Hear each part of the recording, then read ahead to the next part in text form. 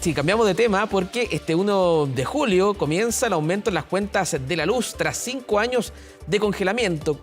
Con esto hay preocupación justamente entre los consumidores respecto a los objetos eléctricos que gastan energía sin estar en funcionamiento. Cómo hacer un uso eficiente de los artefactos eléctricos. Para hablar sobre estos temas, ya estamos en contacto con Fernando Giannini, académico de la Facultad de Ingeniería de la Universidad Finisterra. ¿Cómo te va, Fernando? Un gusto de saludarte. Muy buenas tardes. El gusto es mío, feliz de estar con ustedes. Todos Fernando, esperando el partido, así que, pero también expectantes por esta alza eléctrica que se va a venir a partir del 1 de julio, como tú bien decías. así es, Fernando. Este 1 de julio suben justamente las cuentas de la luz, suben las tarifas eléctricas. Y la gran pregunta que surge es cómo de alguna manera podemos ahorrar energía en nuestras casas, cómo podemos usar de manera más eficiente nuestros artefactos eléctricos para intentar ahorrar porque el alza es inminente. Sí, es inminente y además es justa. O sea, en realidad hay que decirlo, esta alza debió haberse producido paulatinamente, ¿no es cierto?, dosificadamente durante el tiempo que teníamos. Yo lamento que sea de un golpe, porque sobre todo afecta a la gente de menores ingresos y eso es terrible, digamos, para el bolsillo, sobre todo para ese nivel de la población, ¿no es cierto?, el nivel de económico más bajo. Ahora, respecto de la manera de ahorrar energía, yo pienso que la mejor manera de ahorrar energía es siendo prudente y cuidadoso con el uso de la energía. Entonces, si uno termina de usar un lugar, ¿no es cierto?, una sala, una habitación, apagar la luz. Siempre hay que apagar las luces en todos lados. Yo vivo frente a un edificio de, de oficinas, ¿no es cierto?, ahí en Las Condes, y veo mucha gente que deja las luces prendidas durante toda la noche, algo incomprensible, ¿me entiendes tú? La gente que viene a hacer el aseo se va y deja las luces prendidas. Eso tiene que acabarse. Otra cosa es, por ejemplo, cuando tú usas los aparatos que consumen más potencia, ¿no es cierto?, en el hogar, como son, por ejemplo, la lavadora, la secadora, la aspiradora, el secador de pelo, en fin, todos estos aparatos consumen bastante más energía eléctrica por unidad de tiempo, o sea, potencia, que otro tipo de aparatos, ¿no es cierto?, como por ejemplo las luces, ¿ya? Entonces, ese tipo de aparato hay que usarlo en el periodo horario en que el costo eléctrico es más bajo, o sea, la tarifa eléctrica es más baja, o sea, de 10 de la mañana a 5 de la tarde, por ejemplo. En esos horarios, la electricidad, la tarifa eléctrica es menor. Eh, y lo otro, tratar de usar, por ejemplo, la lavadora con carga llena, o sea, full. ¿Te fijas? Ya lavar toda la ropa de un viaje, no andar lavando de a pedacitos de ropa.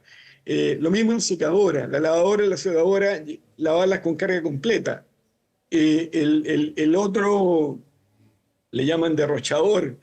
En realidad los El consumo aparatos no fantasma, como le derrochan, llaman. lo que derrochan son los usuarios, ¿me entiendes tú? Entonces cuando uno va a usar, por ejemplo, el hervidor eléctrico, ¿ya? Llénalo en la cantidad de agua que tú vas a usar y punto. Entonces ahí se demora mucho menos en usar, en hervir el agua y gastan menos electricidad. El hervidor es un gran gastador de energía eléctrica. Usa mucha potencia en Claro. general. Y cuando la gente lo llena hasta el tope, se demora mucho más en hervir y además gasta mucho más energía eléctrica. Lo mismo del aire acondicionado, si tú lo vas a usar, úsalo durante periodos razonables y a temperaturas como 23 grados, ¿te fijas? O 24 máximo. Entonces alcanza la temperatura deseada y se mantiene. En cambio, si lo pones a 28, 29 o 30 grados, se demora mucho más en alcanzar esa temperatura y además está funcionando continuamente durante todo el día y eso obviamente significa un gasto mucho mayor. Fernando, Yo recomiendo utilizar de forma prudente. sí, Fernando, hay otro tema que yo no lo sabía, pero reporteando este tema durante la semana lo aprendí y también es bien importante para recordarlo justamente a las personas, que dice relación con estos sellos con colores que tienen los productos tecnológicos que compramos. Por ejemplo, un refrigerador, un microondas, tienen este sello con colores sobre qué tan eficientes son. Eso también es importante conocerlo y tratar de fijarse, porque muchas veces los compramos y no nos damos cuenta de la eficiencia energética que tienen estos productos tecnológicos cuando lo adquirimos en el comercio. Totalmente de acuerdo, muy, muy de acuerdo. De hecho, los aparatos de los últimos 10 años son bastante más eficientes eléctricamente, ¿me entiendes tú?, que los más antiguos. Entonces yo recomiendo ver esos sellos y en todos ver básicamente la cantidad de watts, ¿ya? En la cual funciona el aparato. Todos los aparatos funcionan con una cantidad de watts X, ¿ya? Entonces los aparatos nuevos o de los últimos 10 años en general, sobre todo de los últimos 5 8 años, son muy eficientes. Si tú comparas, por ejemplo, el consumo de potencia de ese tipo de aparatos con los anteriores, tú vas a ver una gran diferencia. Y esa es la gracia y el beneficio de cambiar el refrigerador, por ejemplo, o la lavadora, ¿ah? O la secadora o la aspiradora por aparatos más nuevos, te fijas, que tienen un consumo de potencia mucho menor. Si al final lo que uno busca es eficiencia y con ello un menor costo, el mayor costo de la energía eléctrica hoy día obliga a ser mucho más eficiente y mucho más prudente y consciente de que tenemos que ahorrar energía. Fernando, hay varios estudios que se han realizado a propósito de la eficiencia energética y en promedio algunos hablan de que se puede ahorrar hasta el 30% de la boleta de la tarifa, básicamente eléctrica. No sé si es tan alto el porcentaje, pero podemos también ahorrar justamente de manera significativa y reduciendo también este consumo fantasma que también se le denomina cuando dejamos los artículos enchufados sin usarlo. Y eso se da, por ejemplo, mucho en los teléfonos. El consumo vampiro que se llama. Consumo Mira, vampiro, el fantasma. computador, por ejemplo, claro, el consumo vampiro que le llaman también, básicamente, por ejemplo, los computadores, si tú no lo vas a usar, desenchúfalo, ¿ya?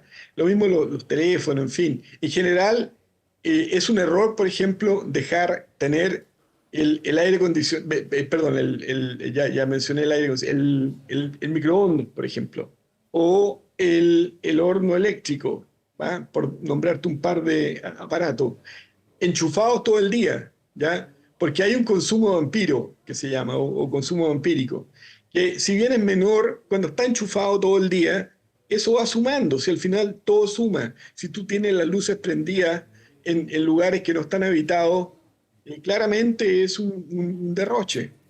Entonces, todo eso suma, ¿ya? Pero lo más importante es el uso de aparatos que consumen potencia de cierto nivel. O sea, yo te mencioné varios, ¿no es cierto? Sí. La secadora, la lavadora, el aire acondicionado, ¿no es cierto? En fin, la aspiradora, el mismo horno microondas. Entonces, seamos juiciosos, seamos prudentes en el uso de esos aparatos, porque esos aparatos consumen harta potencia, ¿ya? Y si tú claramente no eres juicioso y eficiente en el uso de esos aparatos, tu boleta eléctrica va a salir muy disparada, muy, muy, muy alta, Fernando, ¿ya? vamos a tener un alza que se va a concretar este 1 de julio. Es la primera de una escala de alza porque vamos a tener otra el 1 de octubre y la tercera el 1 de enero. O sea, es una seguidilla de alza en la Así es, cual pues. se están normalizando las tarifas eléctricas. Yo te quería preguntar, Sí, ¿qué sí. tan provechoso puede ser, por ejemplo, un hogar que, al menos acá en la región metropolitana o en el norte, use o prefiera usar energía de paneles solares? ¿Hoy día es una alternativa ante el alza en la cuenta de la luz o tiene también elementos adversos, por ejemplo, en lo monetario? Es qué bueno que me hace esa pregunta. Yo como ingeniero eléctrico, digamos, y persona que ha estudiado y ha investigado en el área de energía por años, eh, creo que la energía solar, la fotovoltaica y la térmica, ¿no es cierto?, para generar agua caliente y también para generar energía eléctrica, es una muy buena opción. Y es una muy buena opción si tú tienes casa y tienes eh, una superficie suficiente para colocar el número de paneles solares que te va a dar la cantidad de energía eléctrica, que te va a producir la cantidad de energía eléctrica, que te puede abaratar sustancialmente la cuenta eléctrica. O sea, hoy día tenemos la ley que permite ser un productor independiente, ¿me entiendes tú? E incluso la ley permite que el exceso de energía eléctrica que tú generas puedas inyectarlo a la red también, ¿no es cierto? Como lo hacen los MDIP, o sea, los pequeños y medianos generadores independientes, ¿ya? Estas granjas solares que tú ves, ¿no es Sí. cierto?, que inyectan toda su producción a la red. Entonces, en el caso de las casas, si tú tienes una casa que tiene un buen techo, ¿ya? O tienes patio, ¿ya? Y puedes instalar, ¿no es cierto?, paneles solares.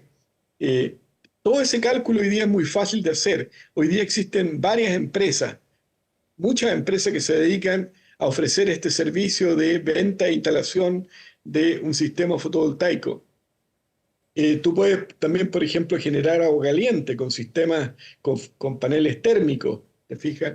Y eso te puede ayudar mucho en la generación de agua caliente. El agua caliente es cara y obviamente, ¿por qué? Porque casi toda la gente, los que vivimos en edificios, ahí tenemos, ¿no es cierto?, las bombas que funcionan eléctricamente y también tenemos, ¿no es cierto?, las calderas a gas.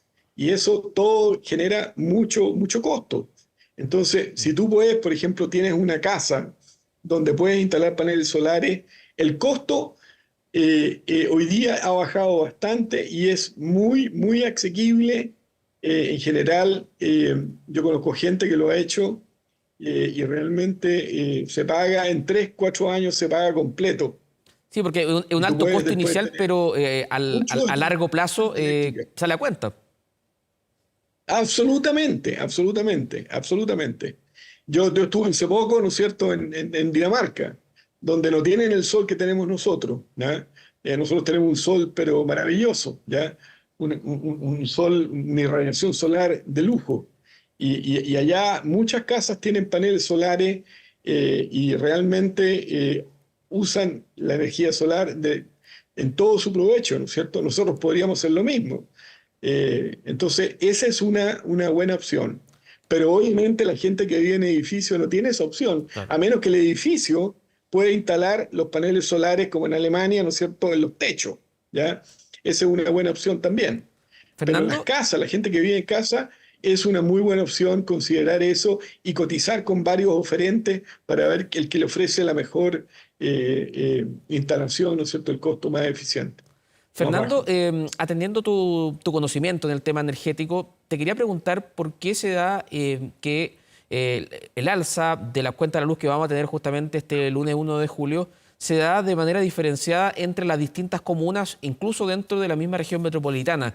Veíamos el caso de Colina, por ejemplo, y de Renca, que tenía precios de la energía mucho más altos que Santiago o Estación Central, por nombrarte algunos, y sin considerar que, por ejemplo, en Copiapó, en la región de Atacama, vamos a tener alzas mucho más significativas. ¿Por qué se produce justamente ese fenómeno que las cuentas suben más en determinadas comunas versus otras?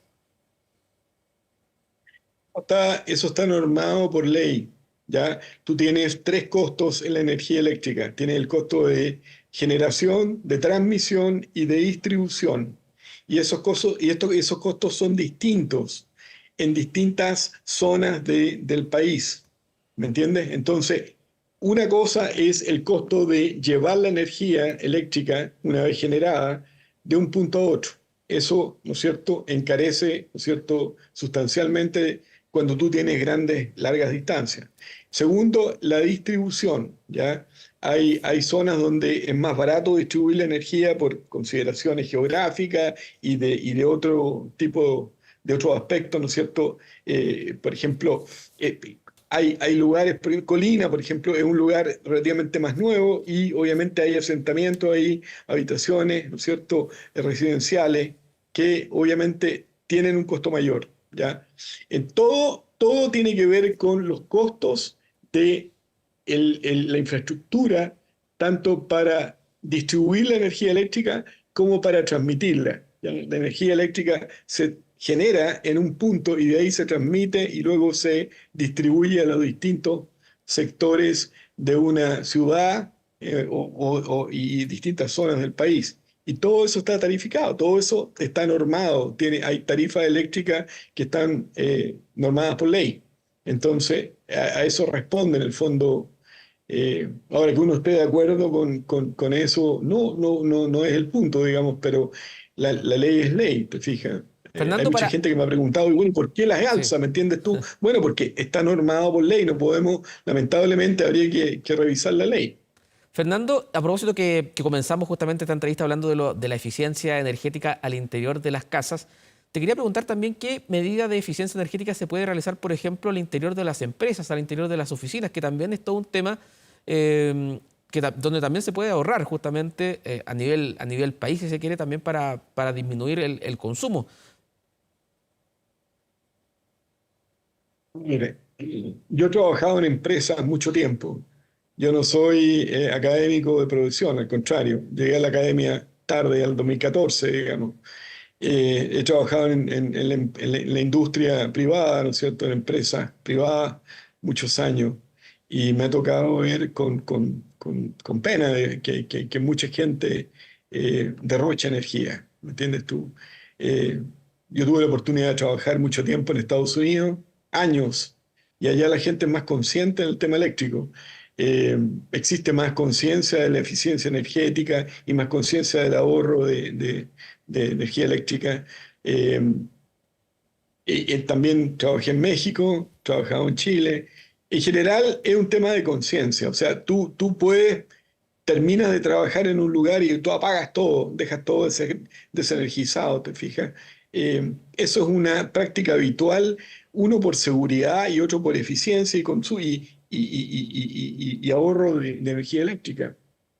En cambio, en algunos lugares, como yo te mencionaba, yo vivo enfrente de un edificio de oficina y en el edificio dejan oficinas completas con la luz prendida. Entonces, eso es incomprensible. O sea, si tú dejas un lugar, tienes que apagar todas las luces, tienes que dejar todo desenergizado, excepto si hay servidores y cosas que tienen que estar funcionando, obviamente eso queda, ¿no es cierto?, energizado. Claro. Pero tú ves lo contrario, ves muchos lugares donde está todo prendido y no hay nadie. Entonces, eso al final es derroche, ¿ya? Y eso, la gente que no tiene esa práctica ahora va a tener que obligadamente adoptarla, porque el costo eléctrico va a obligar, ¿no es cierto?, a los que tienen la decisión y administración en esos lugares a adoptar medidas, ¿ya? O sea, apagar todo, desenergizar todo, porque si no, van a pagar mucho más caro la cuenta de la electricidad. Fernando Yanín, académico de la Facultad de Ingeniería de la Universidad Finisterra, muchas gracias por conversar con nosotros y por darnos todos estos consejos para ahorrar energía. Que estés bien, buenas tardes. Muchas gracias. A ustedes también. Un gusto.